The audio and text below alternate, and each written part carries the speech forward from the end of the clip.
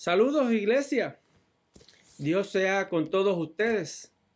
Damos gracias a Papito Dios por su fidelidad y damos gracias a Dios porque su compañía siempre perdura y es certera en nuestras vidas. Damos gracias a Dios por la salud que nos ha confirmado y nos regala día a día, y que hoy sea uno en la cual podamos apreciar en grande manera ese amor insondable de nuestro Señor Jesús por cada uno de nosotros. Continuamos dialogando en relación a Isaías y las diferentes estampas que tenemos en relación al siervo sufriente, los cuales los encontramos entre el capítulo 42, 49, 50, 52 y capítulo 53 del libro del profeta Isaías. De esa manera damos lectura al capítulo 52 del libro de Isaías, los versos del 13 al 15. He aquí mi siervo será prosperado, será engrandecido y exaltado, y será puesto muy en alto.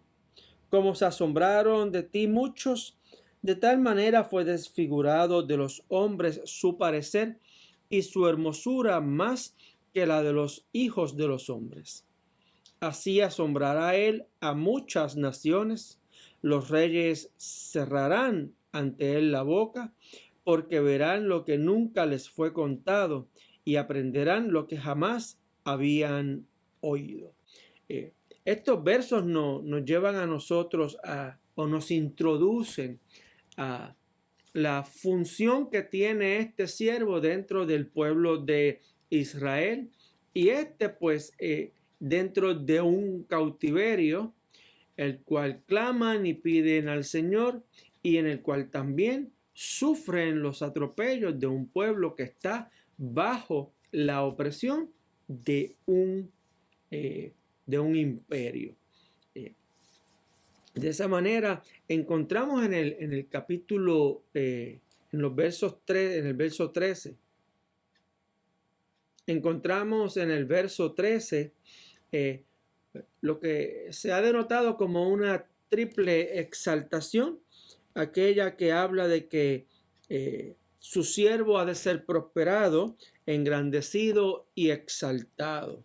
Y esto nos expresa una dignidad, un valor que tiene este siervo ante los ojos de quien lo envía.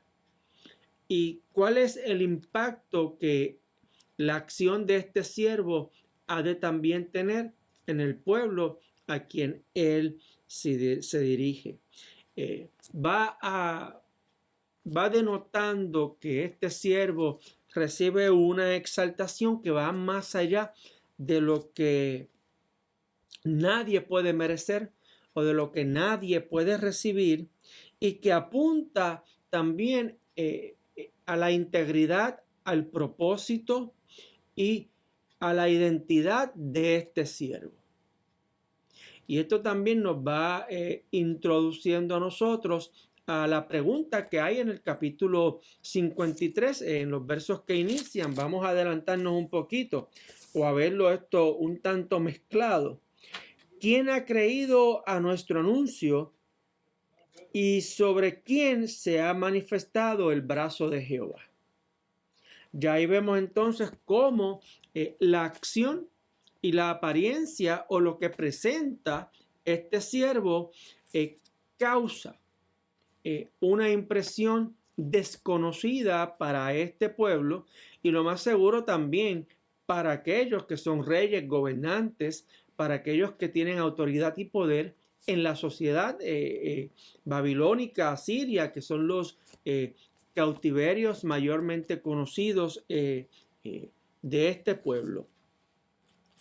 De esa manera, la identidad, la autoridad, la exaltación que recibe este siervo nunca antes había sido dada a otro.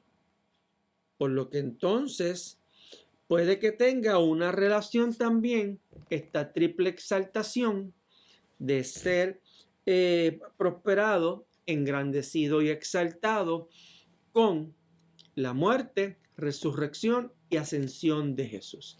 Ya estamos haciendo unos puentes que van de el profeta a el Nuevo Testamento, de un testamento a otro testamento, para ir pudiendo identificar la identidad, la función de este siervo que el profeta nos está anunciando a nosotros. Y este siervo es aquel a quien el pueblo espera, y lo espera con una manera de pensar muy particular. Lo espera con una manera de pensar o una expectativa de que va a ser un gobernante, un guerrero, aquel que ha de libertar al pueblo de un cautiverio político. De esa manera, cuando se presenta que este siervo que envía al Señor es uno que va a padecer, que va a libertar el pueblo, pero de una manera diferente, pues entonces comienza a levantar unas interrogativas en el pueblo y aquellos quienes reciben el mensaje y tratan de buscar alguna conexión entre el siervo y el que lo envía y ellos que lo reciben. De esa manera, este siervo viene a salvarles a través de una intervención salvífica. Viene a salvarles. Viene sí a ponerlos en libertad, pero de una manera diferente a la que ellos tenían pensado, y es a través de la acción de Dios, la acción de su brazo, la presencia misma de Dios en medio de ellos para sacarles de la situación en que ellos se encuentran.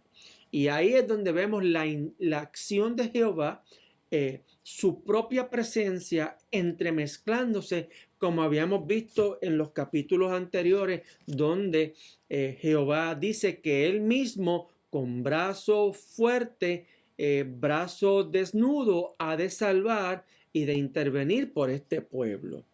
Y esta acción está caracterizada porque es algo como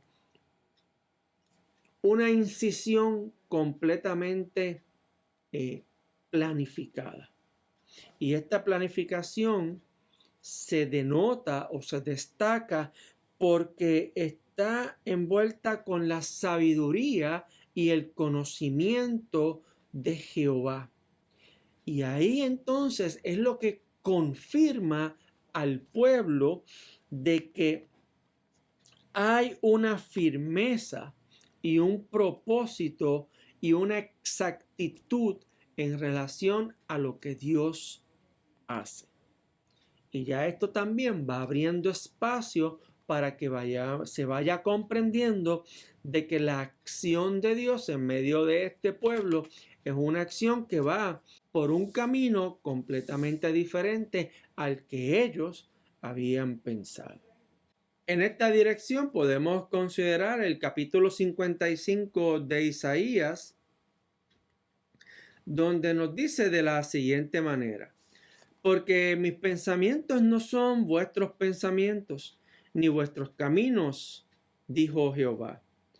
Como son más altos los cielos que la tierra, así son mis caminos más altos que vuestros caminos, y mis pensamientos más que vuestros pensamientos. En esa dirección, entonces encontramos que este siervo viene a realizar la acción, los pensamientos y la voluntad de Dios, la cual hoy día nosotros conocemos que elabora en beneficio y en libertad y en amor hacia nosotros y nosotras. Lo que nos lleva al próximo versículo, en cuanto habla de que muchos y muchas naciones, como se asombrarán de ti, muchos. De tal manera fue desfigurado de los hombres su parecer y su hermosura más que la de los hijos de los hombres. Aquí ya vemos cómo la manera de salvar el pueblo va siendo desfigurada de dos maneras. Va siendo desfigurada porque no es lo que nosotros pretendemos o la preconcepción que ya tenemos establecida en nuestro pensar, sino que es a través de la deconstrucción de nuestro pensamiento y la construcción de la voluntad de Dios, la cual es una perfecta. De esa manera, a través de la apariencia de este siervo y de la función que realiza a favor nuestro, es que la salvación llega a nosotros. Y llega no solamente que para este pueblo que está en el cautiverio, sino que establece que es para muchos. Y esto está asociado con el alcance que tiene la acción que hace Dios y quienes se benefician de ella. O sea, de quienes se benefician de la obra de este siervo del Señor. Vemos entonces como ya dentro de esta acción que nos está hablando el profeta, no es solamente que para el pueblo, sino que hay una inclusión de muchas personas y de muchas naciones, dando a conocer de que esto es algo que impacta a la humanidad completa, que esto incluye naciones, gobernantes y todos aquellos que poseen conocimiento, todos aquellos que tienen autoridad en la toma de decisiones, aquellos que implementan la manera en que un pueblo se va a comportar, inclusive aquellos que distribuyen las riquezas. Esto incluye naciones, gobernantes y todos aquellos que poseen poder, el poder del conocimiento, aquellos que toman decisiones y aquellos que implementan las leyes y distribuyen las riquezas en una sociedad, en una comunidad, en un país, en una nación, en el mundo. La apariencia de este siervo ya en el capítulo 53 vamos a indagar un poco más sobre ella, pero va incluyendo, va dando una entrada en que no vamos a encontrar una apariencia atractiva porque el rostro de este siervo es desfigurado. Reconocer a este siervo y encontrar atractivo en él no es posible. Y me parece que va por una avenida de dos direcciones. Una, que no podemos comprender porque no comprendemos la profundidad de los pensamientos de Dios. Y no podemos comprender porque viene actuando de una manera diametralmente diferente a lo que nosotros esperamos. Tanto en el tiempo del profeta y en la liberación del pueblo, como lo es en el tiempo en que nosotros vivimos y la justificación por la fe en Cristo Jesús, la cual nos es otorgada por parte de Dios. Tampoco nosotros podemos explicar o comentar en relación a lo que sucede y eso nos lleva a nosotros a vivir en un asombro, a vivir maravillados de la acción de Dios en beneficio nuestro y cómo entonces también podemos nosotros coger o tomar esta experiencia de salvación, de amor y de perdón y hacerla el verdadero fundamento de nuestras vidas. La gente se sorprenderá de la manera en que Dios actúa y hace las cosas, pero verdaderamente lo que nos debe sorprender es el resultado de esta acción de Dios en medio de su pueblo, porque verdaderamente van a ver a un pueblo que está en cautiverio salir libre, regresar a su tierra y reedificar su templo. Una triple acción, como mencionábamos ahorita, la triple exaltación de que este es mi siervo, será prosperado, será engrandecido será exaltado. Este es mi pueblo, que lo pongo en liberación, regresa a su tierra y reedifica el templo. Eso para estas personas en aquel tiempo resulta un tanto difícil, porque allí donde los poderosos trataron de progresar a través de una sociedad, donde los poderosos trataron de mantener cautivo un pueblo, no lo lograron, en donde cuando los poderosos y los reyes y los gobernantes trataron de hacer su mejor esfuerzo, fallaron, en donde no se pudo mantener un balance en la sociedad. Y ahora ven que el humilde, el sencillo, el oprimido, sale triunfante de esta adversidad social, podríamos decir hasta política y económica, sale triunfante, pues es completamente adverso, inesperado e inexplicable. Como aquel que no tiene poder, como aquel que no tiene autoridad, no tiene conocimiento, logra triunfar. Y ahí entonces es donde esto va tomando como que una manera diferente para nosotros acercarnos. Como vemos la acción de Dios obrando en beneficio de uno, cuando uno verdaderamente no comprende el camino por donde Dios va obrando. Lo que sí nosotros comprendemos es llevando nuestra memoria, llevando nuestro conocimiento al pasado y ver cómo la acción de Dios ha sido fiel, perdurable y abundante, próspera. Y de ahí entonces nosotros vivir una vida que está fundamentada en esa acción salvífica que habla Isaías, y en esta ocasión es ya palpable, visible a nosotros en la persona de Cristo Jesús. Y como cristiano, ¿verdad? Y como persona que me acerco a la palabra de Dios, también me hago las mismas preguntas. ¿Por qué tuvo que mediar tanto sufrimiento, desprecio, humillación para el siervo de Jesús, el siervo de Jehová, para Jesús, de manera en que nosotros pudiéramos tener salvación, alegría y gozo? Me parece que esa debería ser una muy buena, y estoy seguro, una muy buena reflexión. Nos acercaría muchísimo a Dios. Comprenderlo, no creo. Mi opinión humilde es que no podríamos comprenderlo. Pero sí es un buen ejercicio de fe, de confianza, de intimidad con Dios. Y eso me parece que es muchísimo mejor que comprender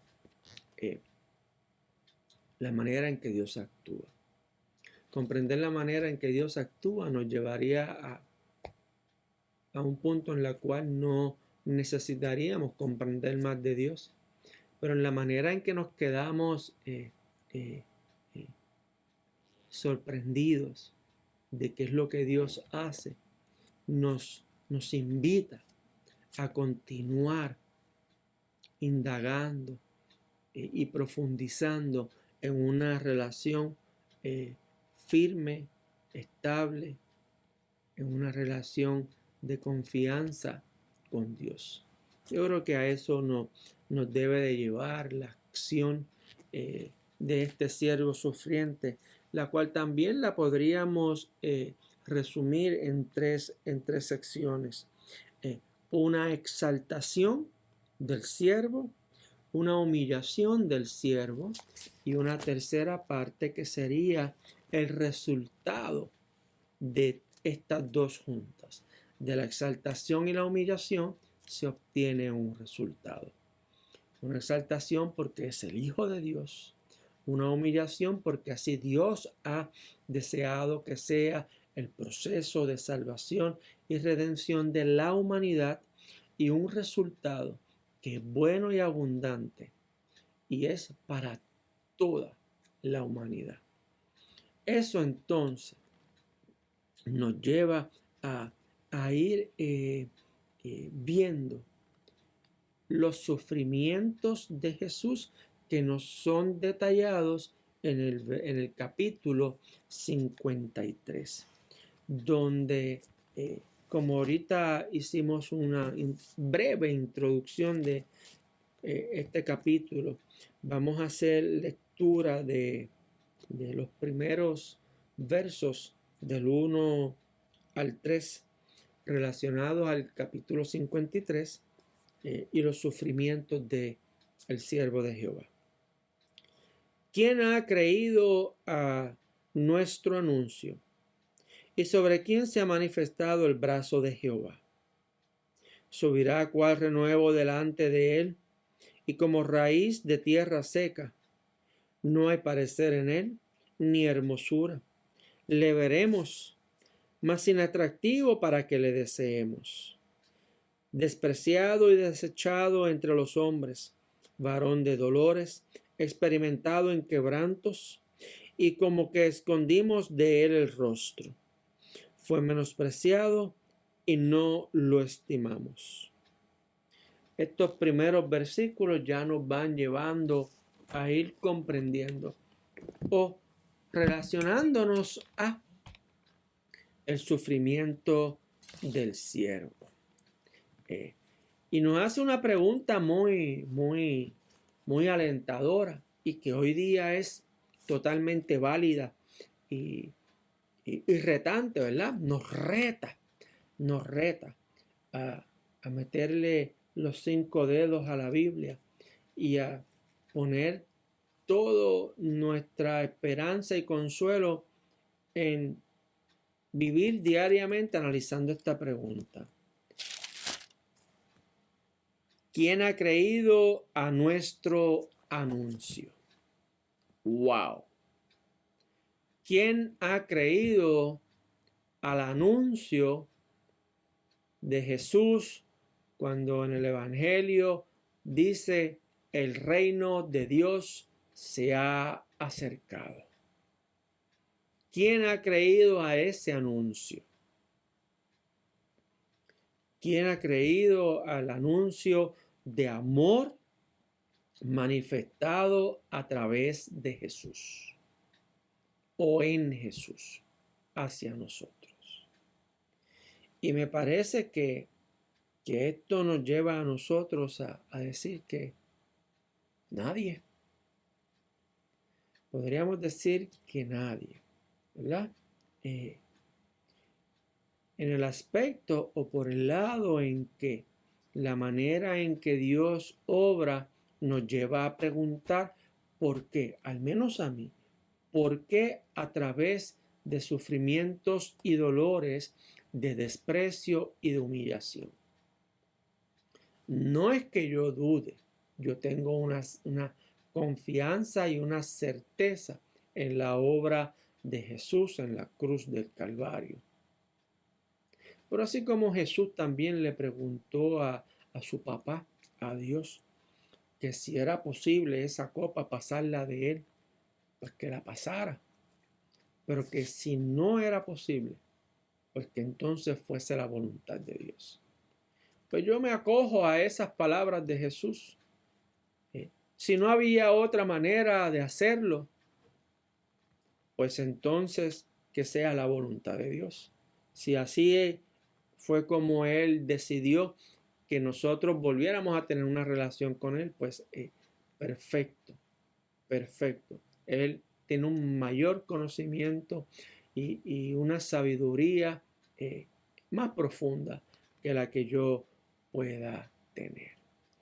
Ahora, haciendo preguntas al texto, pues creo que nadie, porque somos son tantos, o hay tantas personas que no creen en el anuncio de amor y perdón, restauración y salvación que Dios ofrece, que pues me parece que la hermosura de este anuncio se pierde, de que su estética ha sido transfigurada a, a preguntas, a desconfianza, a autoseguridad en lo que uno conoce, en lo que uno ve, escucha y puede tocar. De esa manera, ¿cómo creer si lo que se ve no es lo que se espera? ¿Estará esto relacionado con la falta de conocimiento? ¿Con la falta de entendimiento a lo que es la obra del siervo de Dios? Esto estará relacionado con la falta de fe. Me parece que por ahí es por donde va la pregunta. ¿Quién ha creído en nuestro anuncio? Y me acuerdo de la pregunta de Jesús. ¿Hallará Dios fe en la tierra cuando Él regrese? Cuando Dios regrese, ¿habrá gente que no haya creído? Cuando regrese Dios, ¿podríamos hacer la misma pregunta? Podríamos hacer la pregunta, ¿quién ha creído a nuestro anuncio?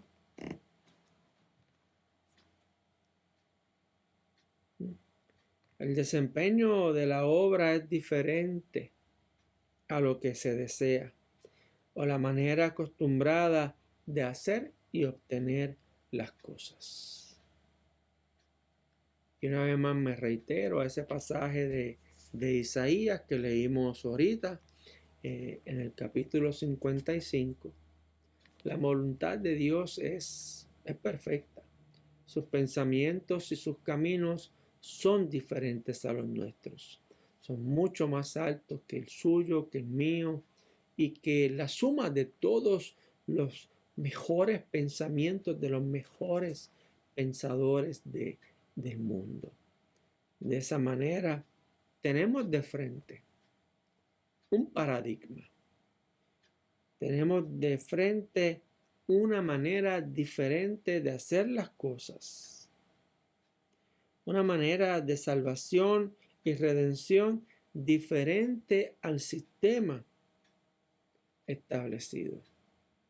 Diferente a aquello que nosotros conocemos y estamos acostumbrados. Y eso crea desconfianza, eso crea inseguridad, eso crea que de alguna manera el mensaje, el anuncio, el cual pregunta aquí el profeta en el capítulo 53, sea uno que nos lleve a actuar de una manera adversa, diferente o contraria a lo que se anuncia.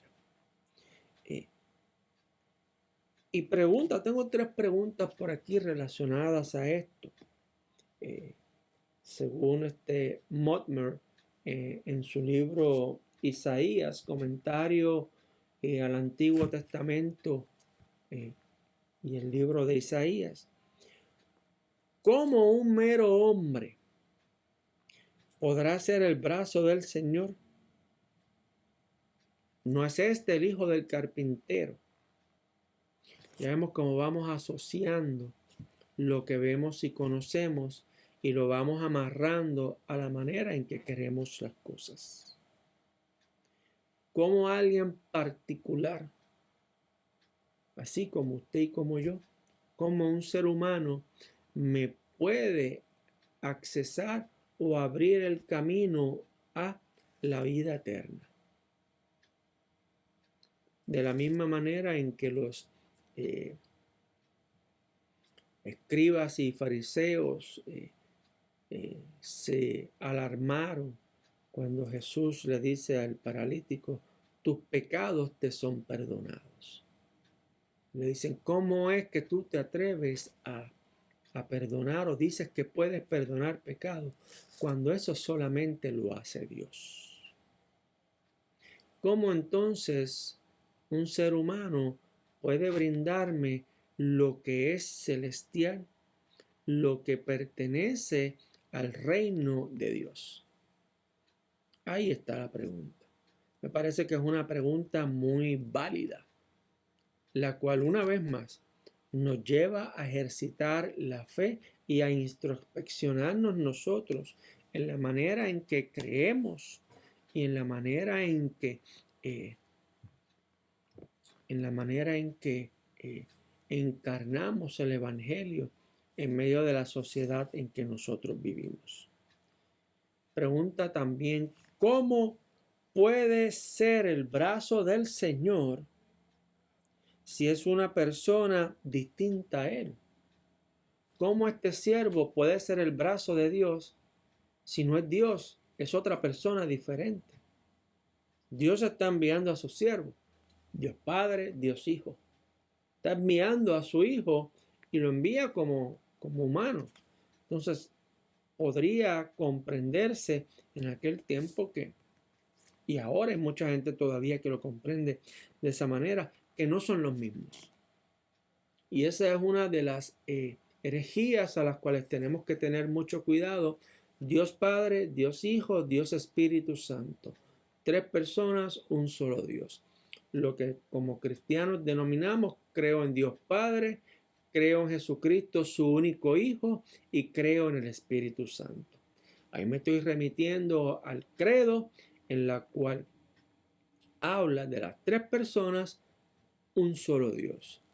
O sea, cuando Dios envía a su Hijo, verdaderamente quien está viniendo es Dios. Es Dios.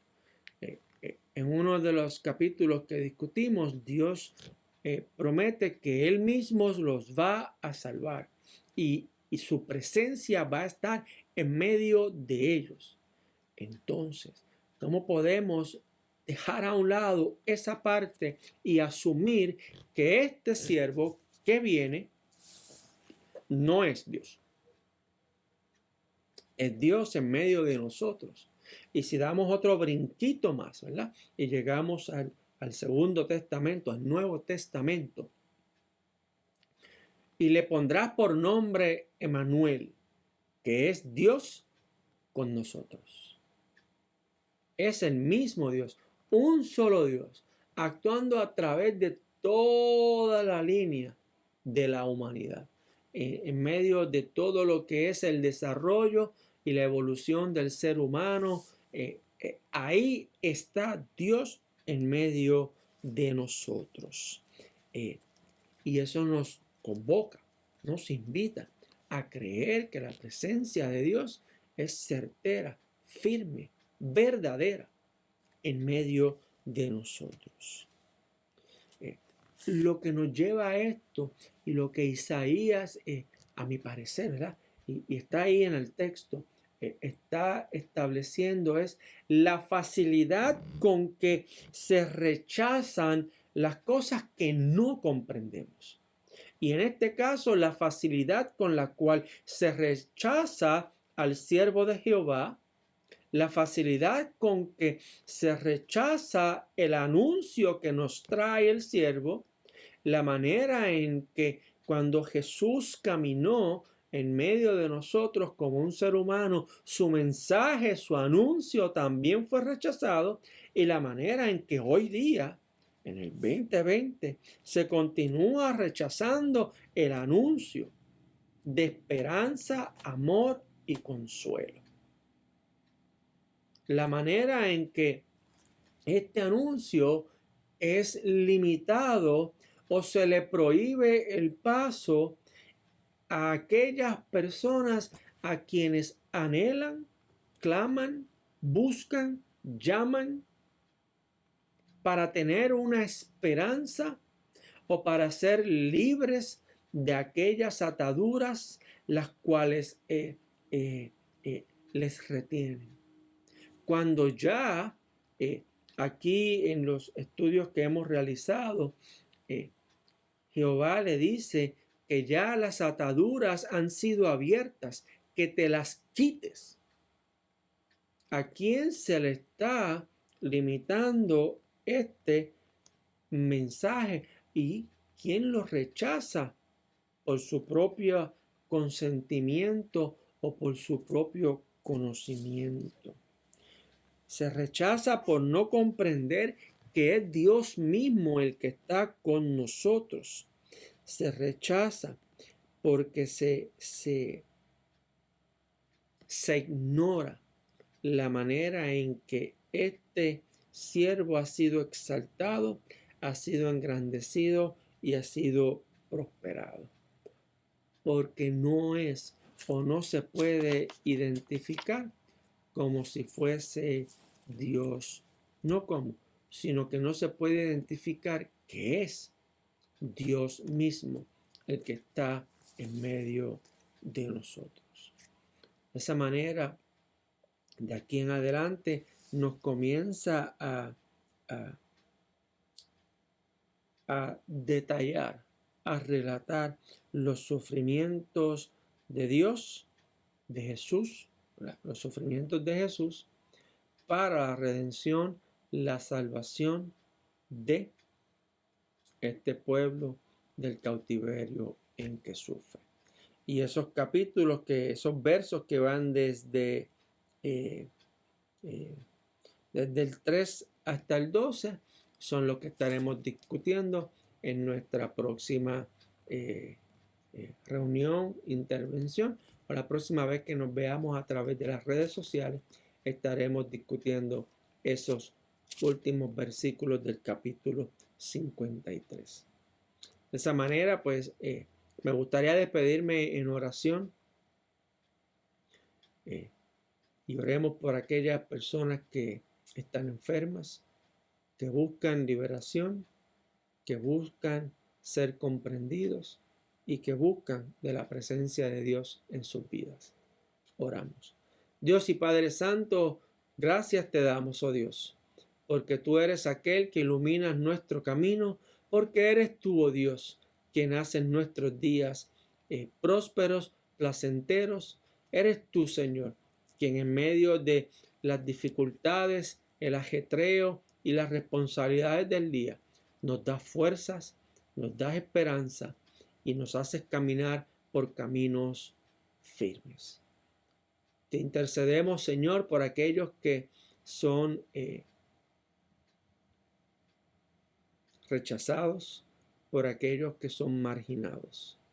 Te pedimos, Señor, por las personas que están enfermas y que se recuperan de procedimientos quirúrgicos, por aquellas personas, Padre Santo, que están padeciendo por el COVID y muchas otras enfermedades, las cuales se han puesto en pausa o echado a un lado, que son muy importantes. También orar por ellos, aquellos que sufren de cáncer, aquellos, Señor, que su sistema inmunológico siempre está comprometido.